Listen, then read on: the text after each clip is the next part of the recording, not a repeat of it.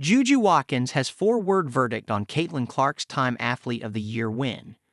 USC Trojans superstar JuJu Watkins got honest about Caitlin Clark winning the Time Athlete of the Year award for 2024. One of the biggest stories in the sports world last month was Indiana Fever superstar Caitlin Clark winning the Time Athlete of the Year award for 2024. While there wasn't much argument about Clark earning this award, some of her comments in the ensuing Time magazine feature story by Sean Gregory about her using her privilege to elevate black women in basketball received some backlash from select media members. However, Clark has received much more praise from the basketball community and sports media for these comments than negative feedback.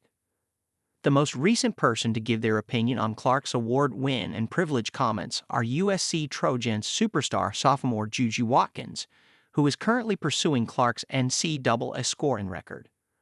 Watkins was asked about Clark winning the Time Award in a January 8 article from FLX News' Jackson Thompson. "I'm all for it," Watkins said. "I honestly think she deserves it. I don't think anyone has changed the trajectory of the sport so much. So, I honestly think she deserves every bit of it," she added. Watkins was asked about Clark's comments about white privilege in Sean Gregory's Time article specifically and said, "It's super dope. For her to kind of bring that to light was cool. It's undeniable that Clark has brought an unprecedented amount of new fans to the sport of women's basketball. While these added eyeballs are good for the sport's growth, it also puts the athletes under a microscope and makes them susceptible to added criticism." Watkins addressed this in the FLX News article by saying, "So many new fans being in a sport sometimes can be, not necessarily challenging, but can just kind of give you a headache a bit.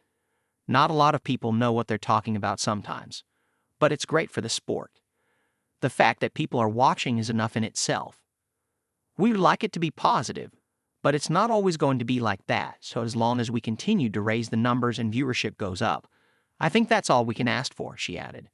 When Watkins was asked by Thompson if she wanted the sport's controversial new fans to cheer for her, she said, "Oh yeah, I love supporters and I also love haters.